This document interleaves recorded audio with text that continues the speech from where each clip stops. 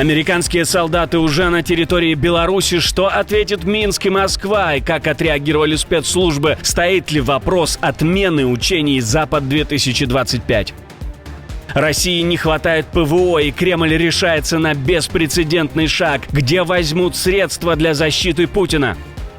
Белое пятно на карте для российских туристов. ЕС может перестать пускать россиян. Вопрос теперь в том, что будет с теми, кто уже в Европе. Пекин разворачивается в сторону ЕС. Есть ли угроза для российско-китайских отношений и как собираются спасать дружбу в Кремле? Об этих и других главных событиях утро вторника 16 сентября. Самые важные и срочные новости, эксклюзивные подробности. Вы смотрите информационный выпуск «Нехта». Оперативно о событиях в России, Беларуси, Украине и мире. Раньше и понятнее других. Все, что нужно знать сегодня.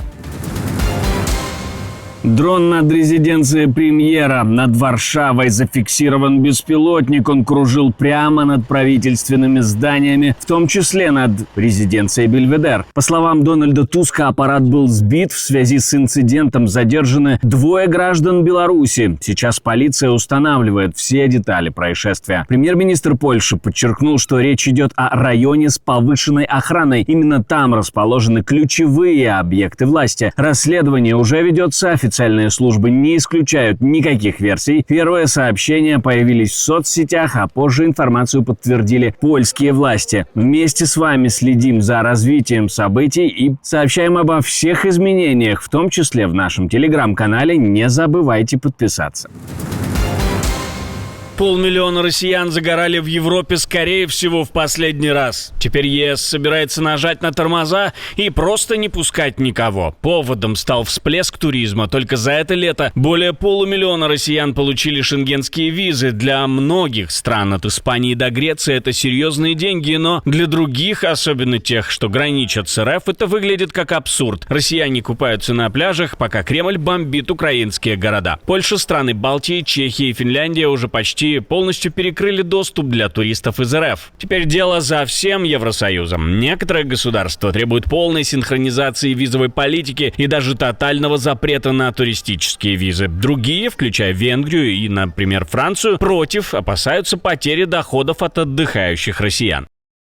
Мы не можем просто мириться с тем, что россияне путешествуют и наслаждаются жизнью, в то время как их правительство убивает украинцев и ежедневно угрожает нашей безопасности.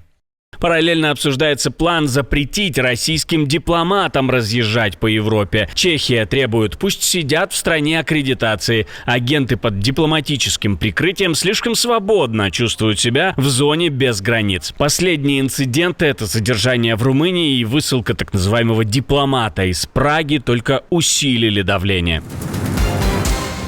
Москве не хватает ПВО, дипломаты требуют возврата уже проданного оружия. К примеру, Москва неожиданно предложила Анкаре выкупить назад зенитно-ракетные комплексы С-400, которые поставили туда еще в 2019 году. Причина банальная: все, что было на складах, уже ушло на войну в Украине. Новым клиентам Кремлю просто нечего предложить, а турецкие установки почти не используются. Они несовместимы с системами НАТО. По данным издания Nefes, ракеты С-400 в Турции почти просрочены.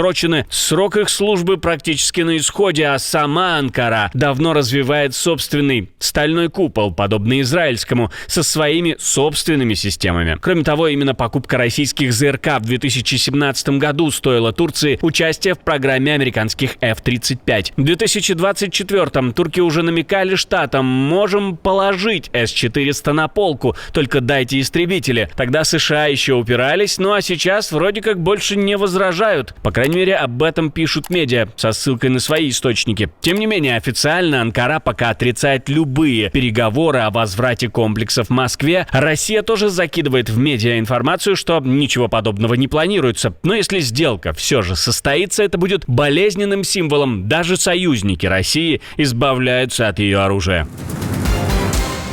Американские солдаты в Беларуси, военные США внезапно оказались на учениях. Они прибыли на полигон, где Минск и Москва проводят совместные маневры. В Министерстве обороны Беларуси заявили, что визит был неожиданным, но министр Виктор Хренин говорит: смотрите, что хотите, все покажем. Нам удалось в систему проведения данного учения спланировать вопросы применения, так скажем, оружия более мощного или могущественного поражения.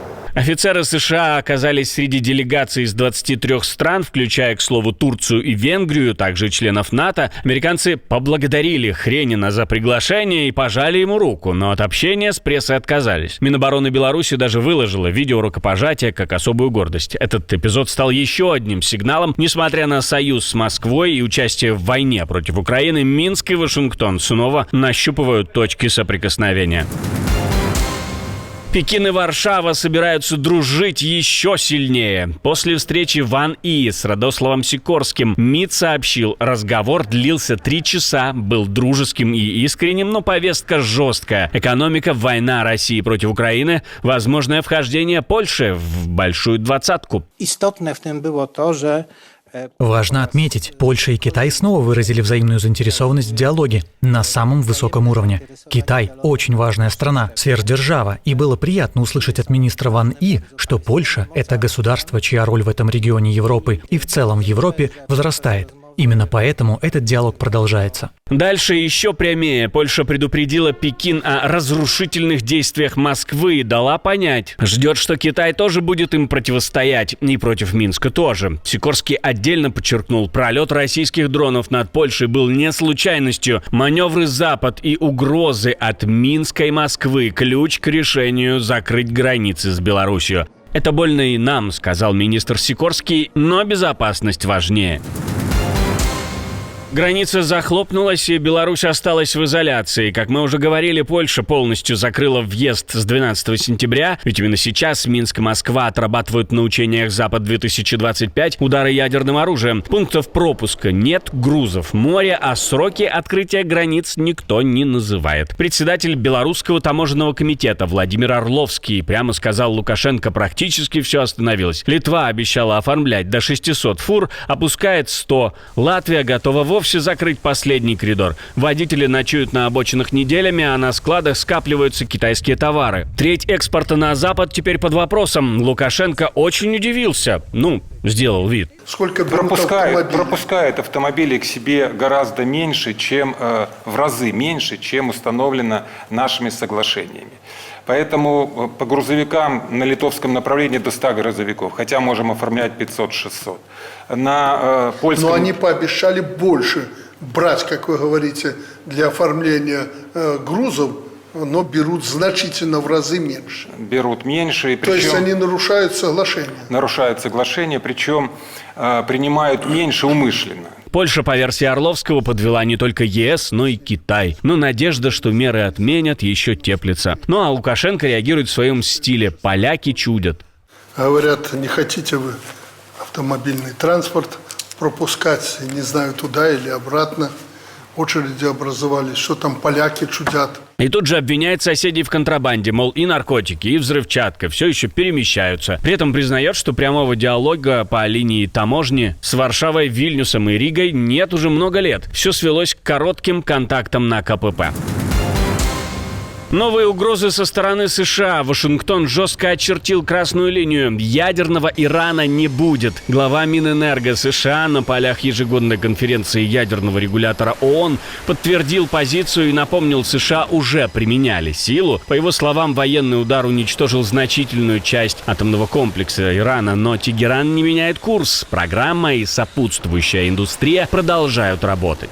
They were bombed by our country and Israel. Да, эти объекты были разбомблены нашей страной и Израилем, потому что многократные попытки переговоров всех форматов не смогли остановить разработку Ираном ядерной программы. Это с самого начала была именно программа создания оружия. И по нашим данным, она уже опасно близка к стадии готового вооружения. Мы не можем и не будем терпеть ядерный Иран. Мы испробовали все возможные пути. Переговоры ни к чему не привели. Мы применили военную силу, которая уничтожила значительную часть объектов. Райт говорит прямо: мы не можем и не будем терпеть ядерный Иран. При этом Вашингтон оставляет окно для сделки. Пряников достаточно, чтобы Тегеран отказался от оружейного проекта, и США готовы возобновить диалог. Перевод с дипломатического простой. Кнут уже показали, пряник лежит на столе. Дальше выбор за Ираном. Будет разговор или новая эскалация? Как думаете вы? Не забывайте написать свое мнение в комментариях под этим видео. Россия снова видит Майдан везде. Служба внешней разведки Федерации заявила, что протесты в Сербии – это якобы результат скрытого вмешательства Европейского Союза. По версии СВР, Брюссель стремится устроить в Белграде цветную революцию и привести к власти так называемый лояльный режим, подменив национальные интересы светлым европейским будущим. Как это ужасно. Разведка утверждает, что особенно активная фаза давления ЕС ожидается 1 ноября в годовщину трагедии в Нови Саде, где год назад обрушение навеса на вокзале унесло жизни 16 человек. СВР называет эту дату ключевой точкой для раскачки ситуации. Цветной сценарий дает сбой, отмечают в российской разведке, объясняя это патриотическими настроениями сербов и влиянием церкви. Никаких доказательств вмешательства Евросоюза СВР, конечно же, не приводит. Протесты в Сербии действительно начались в ноябре 2024 года после трагедии в Нови Саде. С тех пор демонстранты требуют отставки президента Александра Вучича и проведения досрочных выборов, обвиняя власти в коррупции. Сам Вучич заявляет, что выборы состоятся не раньше 2026 года и пообещал наказать зачинщиков беспорядков. Срок полномочий Вучича истекает как раз в 2027 году. В августе он подчеркнул, что не является диктатором и менять Конституцию ради третьего срока он не собирается. Один из самых известных оппозиционеров в Беларуси нашелся. Когда Лукашенко жестом доброй воли решил выпустить несколько политзаключенных, Николая Статкевича пытались вывести из Беларуси вместе со всеми. Повезли к границе с Литвой, вывели к нейтральной полосе, но он выбил ногой дверь автобуса и отказался покидать Беларусь. Человек, которого режим сначала закрыл, потом пытался выбросить, отказался покидать страну. Назло тем, кто хотел сделать вид, что он исчез. Статкевич не просто политик, он военный, ученый, преподаватель, один из основателей национального военного движения 90-х. В 2010-м он баллотировался в президенты и получил 6 лет за участие в протестах. Вышел и снова не замолчал. В 2020-м его арестовали еще до выборов, а потом закрыли по тяжелой политической статье 14 лет колонии особого режима. Издание «Наша Нива» со ссылкой на свои источники утверждает, что Статкевича вернули в колонию в Глубоком, где до этого он провел 2 года и 7 месяцев.